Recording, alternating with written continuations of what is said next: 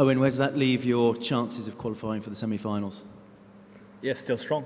Their chances are in our hands. Everything is within our control. We just need to produce a performance worthy of winning either one or the next two games. What needs to change? What needs to improve if that's to happen? Yeah, I think both this game and the last, we've struggled with the basics of what we call our batting mantra. Showing intent, building partnerships, and doing it in our own way. And we haven't done those for long enough periods of the game in order to either chase down 230 or chase down 280, and that's disappointing. Confidence is such a key thing, but also a fragile thing. 3 defeats now. Has it taken a hit? I think it'll take a little bit of a hit, but I certainly don't think it's knocked anybody in the change room. Normally when we lose games of cricket, like I mentioned yesterday, we go back to what we do well. We'll still strive to do that for Sunday's game. Owen, did Australia bowl a lot of good wicket-taking balls, or was it poor shot selection that was to blame? I think early on they bowl well. Being 20 for 3 and having us 20 for 3 obviously creates a bigger challenge at chasing 280. So to make those inroads, I thought they bowl well.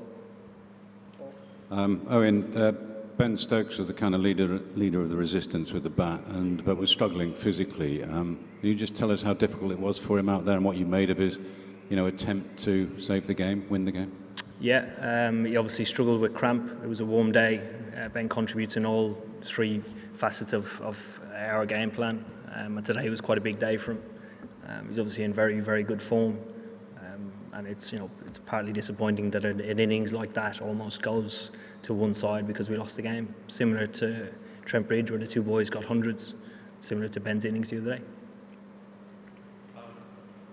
Yeah, go ahead. Yeah, Owen, Jason Behrendorff was in just before you and suggested that you guys might have bowled a bit too short with the new ball, and that's kind of what they took their cue from, to try and hit the stumps a bit more. Do you agree with that assessment? Of course he did.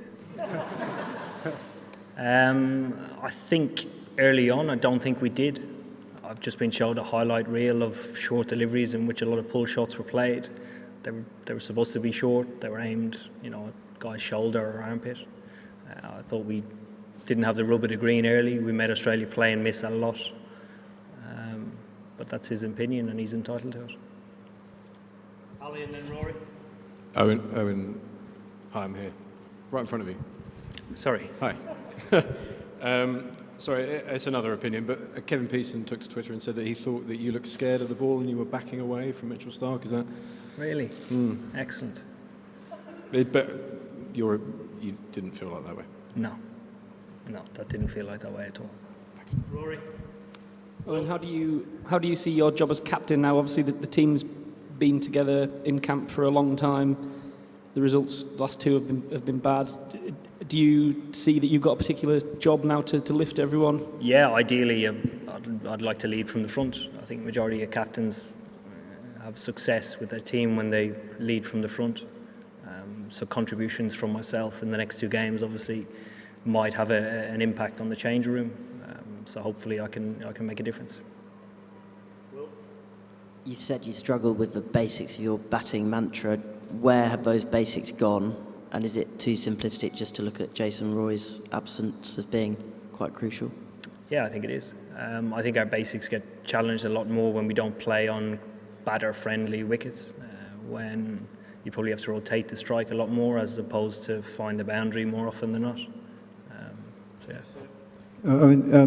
You talked about the mantra again. Is there any time when the mantra changes, or is it mantra all the way through, whatever the circumstances? Always evolving. I don't know if you've watched the last 2 years of the way that we've played, but it's evolved quite a lot